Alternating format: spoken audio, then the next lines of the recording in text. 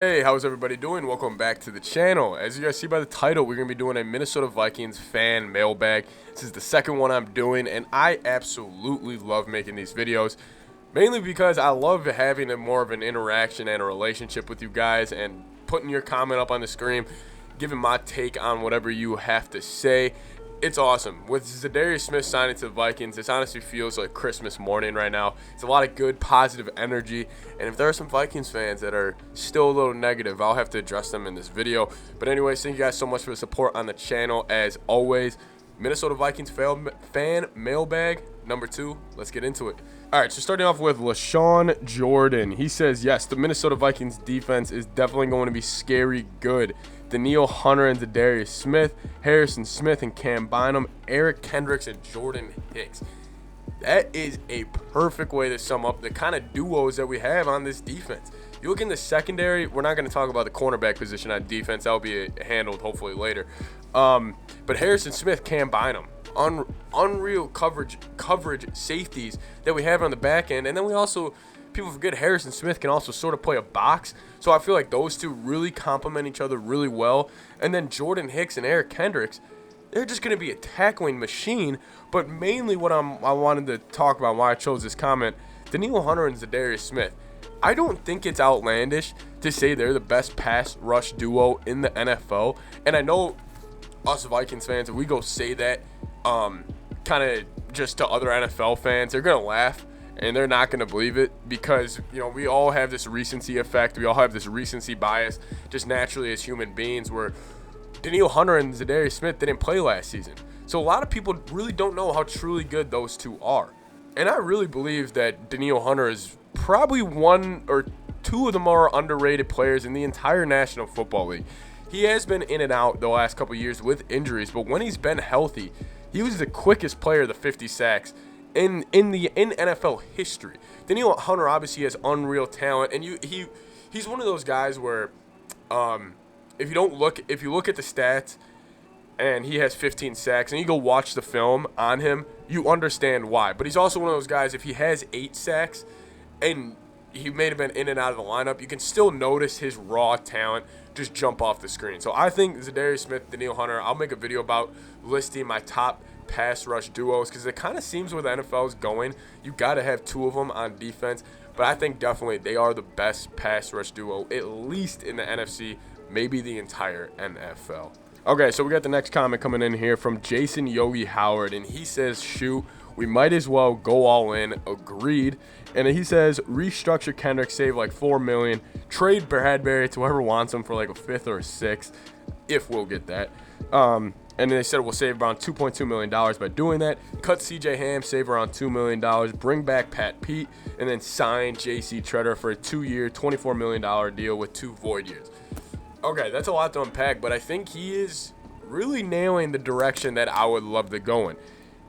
What he kind of laid out was a perfect end to the offseason and kind of free agency. Would be bringing in JC Tretter, bringing in Patrick Peterson. I made a video on that a couple of days ago. And JC Tretter, he's an absolute monster. He's 6'4", 307 pounds. He went to Cornell University, and he's 31 years old, and he's just a veteran guard. And I said this 2 days ago.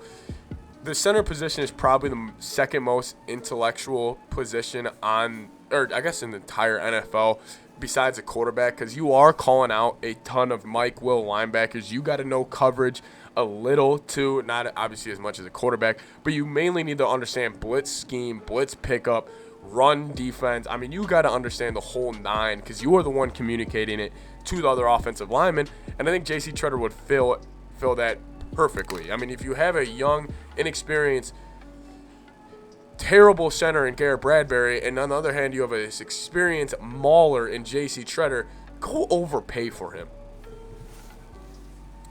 And also, the Vikings just changed Danielle Hunter's $18 million into a signing bonus, which was huge. He actually ended up taking, I think, $3 million less because of the signing bonus, which, hey, Danielle Hunter, props to you, man. I'd go to war for you.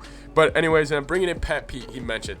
I love this. Again, I understand Pat Pete, he lost to his step on the football field, but I think his value is more in the locker room and the leadership he would bring and the maturity he would bring to the secondary, especially if the Vikings are going out and will target a Derek Stingley, a Sauce Gardner in the first round of free agency, I think Pat Pete would be perfect.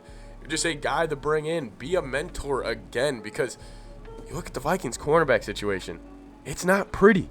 It's not pretty. That's the one position group where I'm cringing a little bit. That and the interior offensive linemen, two position groups the Vikings just need to shore up, and they need to shore them up fast. But Pat Pete would be a great start.